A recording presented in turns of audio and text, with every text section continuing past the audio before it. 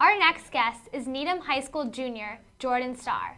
Just last year, Jordan helped pass a bill in the Massachusetts state legislature banning the devocalization of pets. This bill was sponsored by Senator Scott Brown and made Massachusetts the first state in the country to ban devocalization of cats and dogs. Jordan is home on Thanksgiving break, but is currently one of 16 students in the country who are spending the semester at the School for Ethics and Global Leadership in Washington, D.C.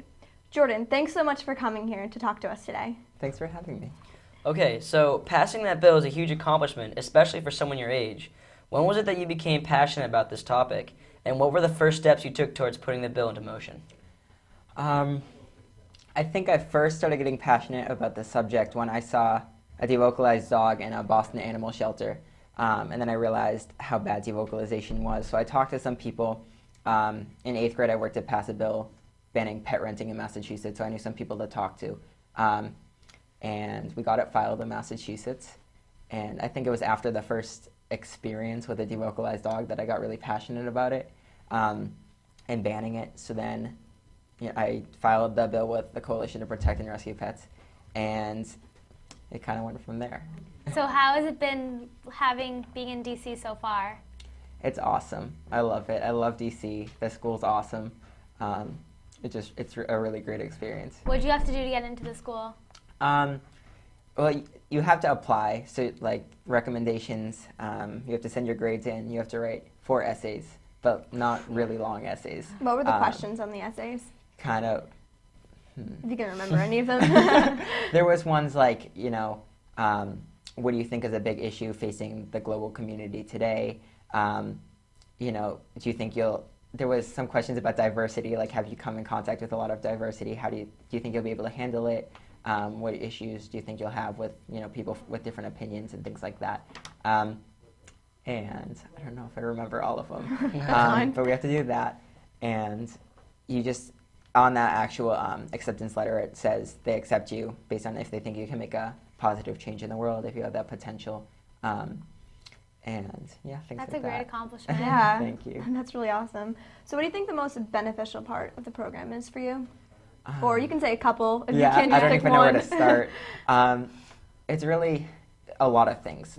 We get to meet with a lot of people in DC, in that community that are really, really awesome to be able to talk with. And they help us learn so much. The case studies that we do in meeting with those people. Our first case study was a case study on North Korea, and should the U.S. negotiate with North Korea? Is the sanction a good idea? So we met with 2 global experts about North Korea, went to the Korean embassy, met with a guy who actually was involved with negotiating with it. So we meet with a lot of those people, which is really beneficial. Also, like within our own school community, it's really, really awesome to have so many differing opinions, because it really helps you strengthen your own opinions. And we all come from different places. It helps you, see different outlooks on the situation. Yeah. And in, where I'm from, it's kind of, there's not that much diversity in, like, beliefs. No. Yeah. So I mean, there's some diversity, but not in beliefs. So it's really interesting to have people from all over who think completely differently, but it kind of makes you think about some things differently. Where are some of the places that people are from? We have 4 from Texas, 4 from North Carolina, 2 from New York, 1 from New Jersey, and yeah, we have kind of a few other ones spread out. So that's all around the country, huh? Yeah, and then I'm the Massachusetts one.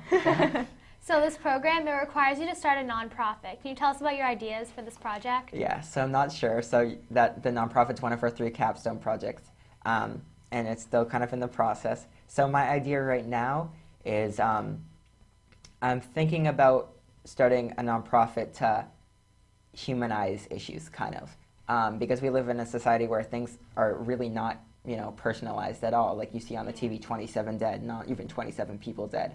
And the issues, a lot of people hear about hunger in Africa, but how many people can say they know of a story, of a girl's story in Africa who deals with that issue and who is in poverty? So I'm kind of thinking, I want to work to humanize these issues more and put faces behind the numbers. So because I feel like you have to personalize something before you can really care about it and take action on it. That's a really good point. Yeah. Definitely, that would definitely get the message across to people a lot more if they're emotionally involved and they actually can see an example of how. I know I can relate to topics a lot better when I can picture it in my head, or I have an image of somebody who's going through it, or I've heard a story. Yeah, same. So I would hope that happens with it if it, turns out that I do that. That's a really good idea. So just like we asked Richard Cole, what do you think the biggest civil rights issue facing high schools are today? I have to think about that one too. I think a big civil rights issue facing high school students is kind of what Mr. Cole talked about with people with disabilities. I'm a big advocate against using the word retard. I think it's a really, really horrible word to use, and it's really offensive, and I think that kind of mentality against people with disabilities is a big issue facing I agree, yeah. facing high schools, and also against people's sexual orientations, I think is really, really horrible. So I think those two are probably the biggest ones that I think are facing the high school community. So we have some pictures from his trip in DC. So Jordan, would you mind explaining these photographs of yours? Sure.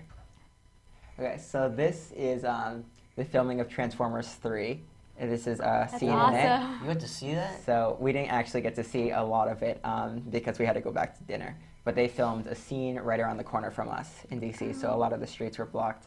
So we didn't actually get to see the car chasing scene and like cars flipping and stuff.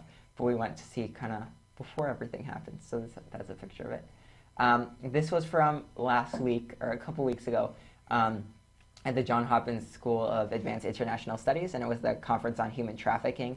It was marking a 10-year anniversary for a bill against trafficking. And this is a guy, Mr. Sheriff, I can't pronounce his last name, getting an award because he's a really big advocate, for women's rights and against human trafficking. And the director of the School of Advanced International Studies is giving him the award. The conference was really cool, and that was kind of the end of the first part of it. All right. Next picture. This is the Albert Einstein Memorial. And about 3 weeks ago, we had our personal Odyssey week, which lasted 2 weeks. And for the second part of the week, we got to kind of do our own thing and look into what we wanted to. And the issue I wanted to look more into was the Mexican war on drugs and drug trafficking. And so at the Albert Einstein Memorial, I met with the Mexican U.S. border coordinator, Stuart Tuttle, who coordinates the entire U.S.-Mexico border, making sure it's safe, making sure it's prosperous. And we met right there. That's right across from the State Department. I've actually been there before. You have? I have a picture of me like sitting on his knee. Yeah, it's awesome. It's really cool there. So that's where I met with him. This is at the Chilean embassy. When one of the miners, Yoni Barrios, was coming up, he was the one with the mistress and the wife. Oh, I yeah. talked about That that on the story. past show, actually. Yeah, so Yeah. this is when he was coming up, and it's right outside of the Chilean embassy. So we just stood outside for a little while and looked at it. The live footage, it was kind of cool seeing the actual Chilean footage of it. And some German TV reporters came up to us and interviewed a few of us while we were there too, which was kind of interesting. Oh, that's nice. So what about this one? This was right after the Jon Stewart's rally to restore sanity and/or fear. So right after all the crowd left, a few friends of mine were sitting on the Capitol lawn, which we live right behind it, so right back left. So if you just walk up a little, that's my house. And this is actually the rally. Wow, So, that's a lot of people. which is close to our house, everyone's house too. This is at our roller derby we went to in DC, which is that's really cool. fun. Roller derbies are kind of big in DC, so it was fun because that was my first roller derby. It's like the movie Whip It. Yeah, yeah, that's what I thought it was going to be like, and it kind of was. So it was good. This is Carl Wilkins. He was one of our first people who came in for one of our first case studies, and he was the last and only American to stay in Rwanda during the Rwandan genocide. Every other American left except for him, and he was the only one to stay in the country. Oh, wow. So he That's talked. impressive. He's a really, really cool guy. He's like really inspirational, and he was talking to us about leadership in times of crisis, and he met a family. It kind of goes back to personalizing things. He knew a family there, and he said he couldn't stand leaving them and knowing that they could get hurt. So he kind of had to stay and protect them, and that personalizing the issue for him kind of helped him make the decision to stay. So that And goes so he along with did. your nonprofit. Yeah, so that's kind of like, there's kind of a lot of things that are influencing, like my ideas for the nonprofit, like that. Yeah. So what other goals and aspirations do you have for the future? I really know. I'm just going to kind of see where everything goes. I mean, I'll go to college probably in DC, I'm thinking.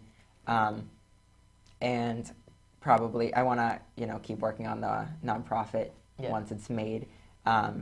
Probably file more legislation and things like that.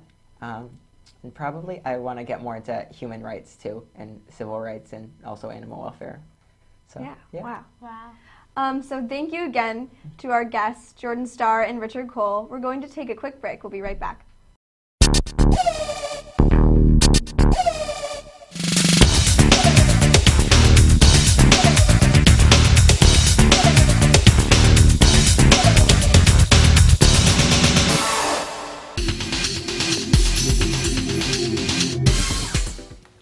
Hi, I'm Julia from YBA. For the past few years, I've been coming to the YBA training studios once a week or so. I'm so excited that now I'll be able to practice my broadcast skills with YBA Online. The new course has so much more than what we have learned at the studio. You can practice your delivery by recording a video with a simple click. You can even use a teleprompter to practice reading off that. I learned about the history of the industry and some of the greatest names in the business. You know what though? It was really a lot of fun. And there are some really funny videos, like the one of Jimmy Young doing his crazy warm-up exercises. The next thing we want you to do is actually stretch the facial muscles in your face, which is a good place for facial muscles. Or the one from Friends, and of course, all those crazy tongue twisters. Betty Botter bought a bit of butter The butter Betty Botter bought was a bit bitter, and made her batter bitter. but a bit of better butter bought batter better. So Betty Botter bought a bit of better butter, making Betty Botter's bitter batter better. Best of all though, I can practice my writing and reading from home on my schedule. And I can get coaching from one of the many professional broadcasters on staff. YBA Online allows me to learn by doing the job of a broadcaster every day if I want to. And you will have all the tools. For now, I'm Julia reporting about YBA Online.